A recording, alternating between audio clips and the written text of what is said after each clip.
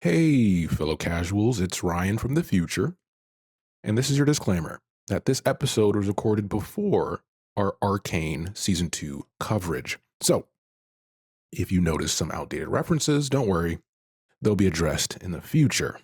Now, enjoy the episode, or Ryan from the past will be really upset. Yeah, if you want to make a guess, we can reference, the X-Men and Professor X. Specifically, is when him being a powerful um, telepath, right? He can go into someone's mind and see their past and experience their history, but he's experiencing it. So he can get the information, but it will have some effect on him. And sometimes in the many comics, there were times where he would lose some of himself in other people. And if those people also have powers, that's a whole other can of worms, right? Yeah. It never once backfired against the X-Men. Nope. And I'm sure, Hwei will never experience a backfire in his lifetime. Yeah, Jean Grey never happened. All right, so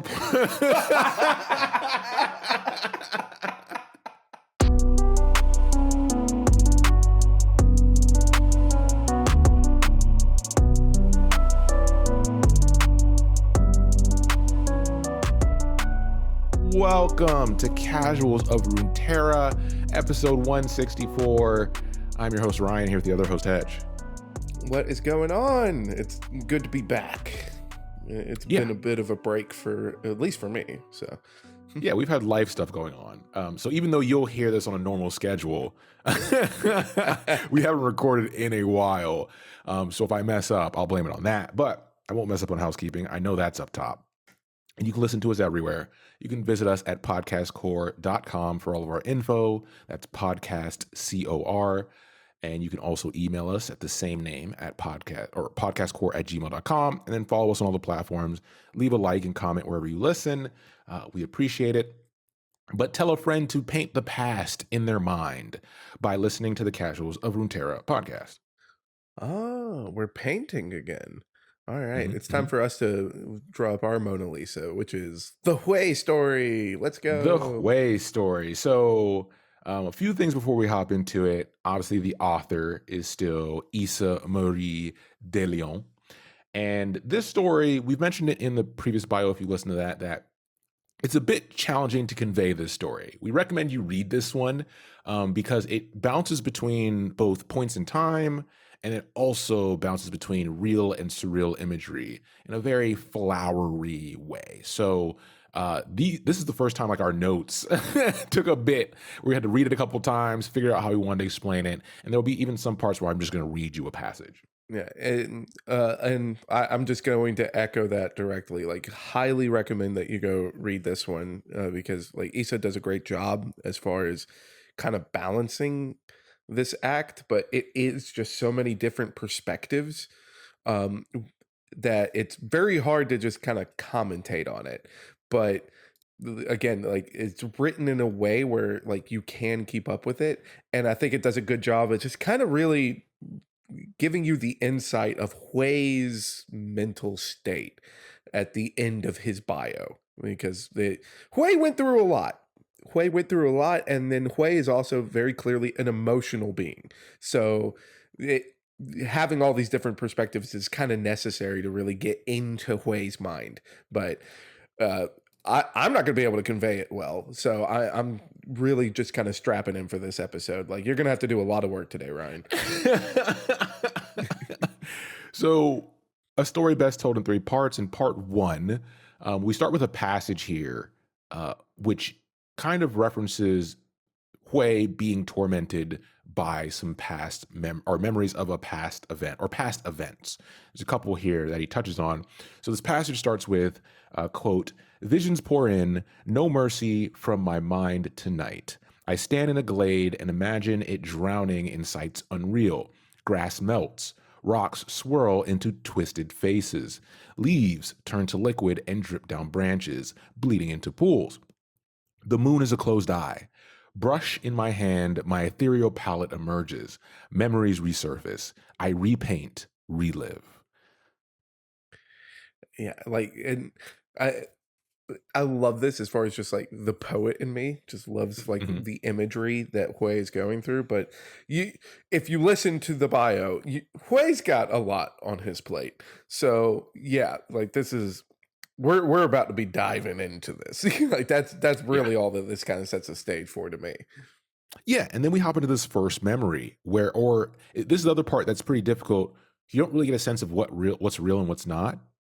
Um, So we start off with Hwei recounting an interaction with a Noxian soldier, in which he uses magic to make this soldier experience the pain that he caused as if he was burning alive. And while doing so, Hui's torturing information out of the soldier about who he worked for and why, and the man offers him anything to make it stop. And Hui lets him live, but mentions that this experience left the soldier scarred mentally.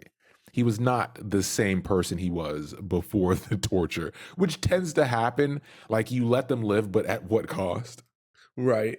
Uh, and we're not going to dive into like the whole like torture angle because like that is a thing that happens a lot like with the use of torture is that it's not actually a good tool because they'll end up just offering you anything and everything just to Yeah, make to it make it stop. stop. Yeah. But it is very interesting as far as that like the Hui is painting or painting the images of what this prisoner has done to other people and using the paintings to make that guy relive all of it through the victim's shoes. Yeah. Like it's like this is what you put your victims through. And so like again it has like a bit more of like a poetic justice kind of thing, which it kind of sets the stage for like why Hui is doing all of this is that Hui wants justice, but like it can't just be all right, send him away to jail. Like it's got Yeah. to mean something to Hui, which I think is like a really key point as far as on his own mental state, right? And kind of bouncing back with like that first passage is that there's no rest for my mind tonight. Like he's on his last whim here, or like consistently on his last whim. So it ooh, poor guy. Yeah, you also got to remember, if you didn't listen to the bio, Hui's powers, like how his magic works, also affects him. So when he chooses to torture someone, it's not free, right? Yeah. Like he's having to experience it himself because that he is painting through his own emotions. So Yes. if he wants to convey to the viewer the pain and suffering that that viewer inflicted on someone else, he has to feel it himself Yeah. to a certain degree. Like we're not entirely clear on that, which I think is totally fine to not be clear on that because you kind of want a bit of the mystery. If it was entirely clear, we wouldn't have a show. Yeah, if you want to make a guess, we can reference, the X-Men and Professor X specifically is when him being a powerful um, telepath, right? He can go into someone's mind and see their past and experience their history, but he's experiencing it. So he can get the information, but it will have some effect on him. And sometimes in the many comics, there were times where he would lose some of himself in other people. And if those people also have powers, that's a whole other can of worms, right? Yeah, yeah. It never once backfired against the X-Men. No, nope. And I'm sure, Hui will never experience a backfire in his lifetime. Yeah, Jean Grey never happened. All right, so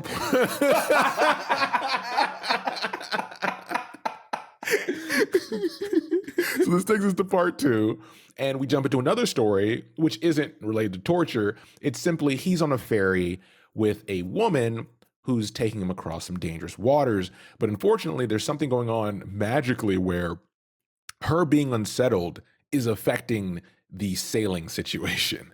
And it's because in this woman's past, he finds out she was forced to transport marauders and assassins to do the devil's work. And that kind of sits on her conscience, and he can feel her guilt, and he decides to use his magic to absorb her pain into himself. And this allows her to obviously release that burden and continue this trip without all the troubles, and they safely get to the shore. And this also reaffirms reaffirms Hui's thought that he's able to do good with his ability, and it's not just meant as a cudgel to punish the people who he deems deserves to be punished. And this is one of those places where we kind of sit back and say, the justification of action, right? And Fiora, as an example of this, is in Fiora's mind, she thinks the way she's approaching building her family's name back up is a thing of justice, right? That she's doing the right thing. When ultimately, from the outside, like her brothers and those around her are like, "Are you? Are you Yeah. sure it's not And self-indulging?"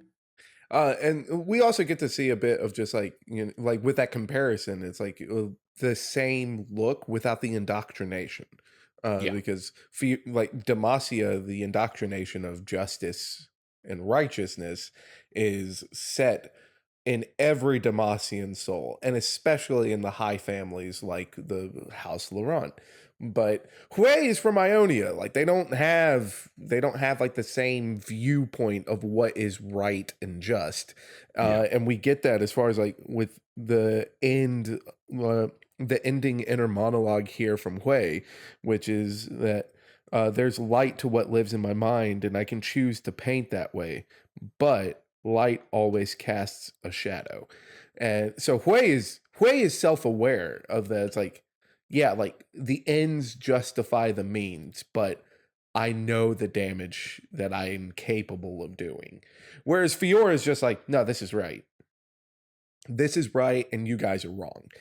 yeah, But I also enjoy as far as like with this boat crossing that like even though it ends with Hwei being like, oh, whenever I cast light there's darkness, just like emo boy swoop, like emo boy hair swoop right there. But um like leading up to him having that moment, it's like this is also a moment of respite for Hwei, which is kind of echoing the fact that it's like Hwei feels the magic equally as much as like the target. So he needed to calm this woman's spirit and to make her think on happier times. And that also calmed his spirit and made him yeah. think on happier times. So it's nice to get that bit of contrast, especially since we just went from him burning a dude alive. Um, Whoops. right. Oopsie. And this takes us to part three. So this is also a short story. We probably should have mentioned that because it is written like a poem, right? So you don't have that girth to it, like some stories we've touched on recently. But part three now focuses back on Jin, and Hui's thinking back to an important interaction he had with Jin when the Temple of Koyen was still standing. And essentially, it's just dialogue. I'm not going to read the dialogue specifically, but it's between the two, and it's where Jin is telling Hui that he sees through this mask he's wearing. Jin believes he's forcing himself to paint light-hearted works to hide the dark, twisted ones he truly enjoys painting and exploring in those topics. And that day, Jin forced him to begin to reckon with who he actually was before Jin took everything from him, right? As we spoke about in his bio. Yeah, and this is really good as and another reason that I'll say again to go read it, because like we also get the direct quotes of the interaction here, whereas like in his bio it's just that Jin says that, hey, I want to see your real art. But like we get to see, at least from Hui's perspective, how that interaction actually went down, um, which also like sets the stage a little bit better as to like Hui's mindset for this hunt for Jin, because like even after we have the that interaction and get more details of what that interaction is, it ends with Hui being like, when I find him, we're going to do it all over again. We're gonna break bread again. We're gonna have a drink again. But this time I'm going to ask him why. I'm going to find out why. And so it really sets the stage as far as for Hui's journey from this point onward. Um, and Issa does a great job of kind of painting that scene and that mindset of Hui, but it's really hard to describe that. Like because again, this is a mindset. Like this isn't really um an event that's happening right now, because this is just what Hwei is thinking, and like there's not much of a picture to paint there. So it this one of the reasons I'm going to keep saying go back, go read this one, go read it. But great job. Yeah, and so like you mentioned, this wraps up with him saying, "We're going to be cordial," but he kind of knows deep down because Jin exposed him is that he's going to try to torture Jin just like he did that soldier in some way. And he finishes this current painting. So now we're maybe in a reality like we're back in the present time where he's finishing a current painting and it depicts the guilt that he continues to live with because he knows even if he catches and stops Jin, his temple's not coming back. The people who raised him aren't coming back. They're gone forever, and he will still be stuck with that pain that he experienced. And this is a very Batman thing, right? We we know that Batman is a maniac, right? He's a vigilante, and ultimately what drives him was the experience of losing his parents at a young age, in the fashion he did, and everything he's done in his life has been to make the people responsible pay. But we all know at the end of that road, you're not going to be happy because it defined who you are and you didn't take the proper routes. And we talked more about this at the end of Hui's bio episode. You didn't take the proper steps to better yourself and better your life moving forward. You just completely focused on trying to put a period at the end of your past. And that's not how life works, buddy. Sorry. Yeah.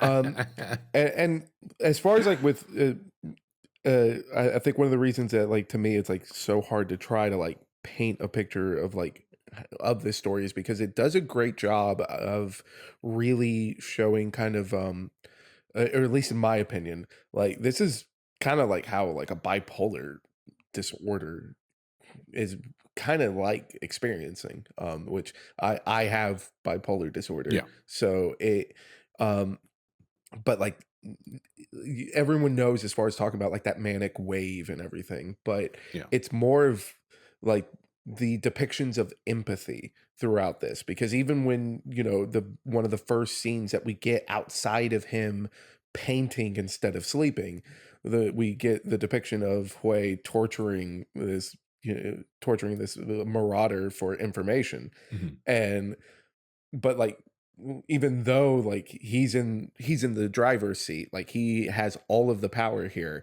Hui is feeling every bit of it. And then it's like, oh, now we go to this canal crossing and I am sensing that something's wrong. Maybe I can help fix it, and if I can help fix it, then like it'll make everything else better. But it's always just this outward thing of like, oh, well, the vibe is messed up because of this over here, Yeah. and I'm gonna go just I gotta do something here. I gotta do something here, and but like that constant whatever is happening is causing the feeling that you're going into. Like it's all an external output.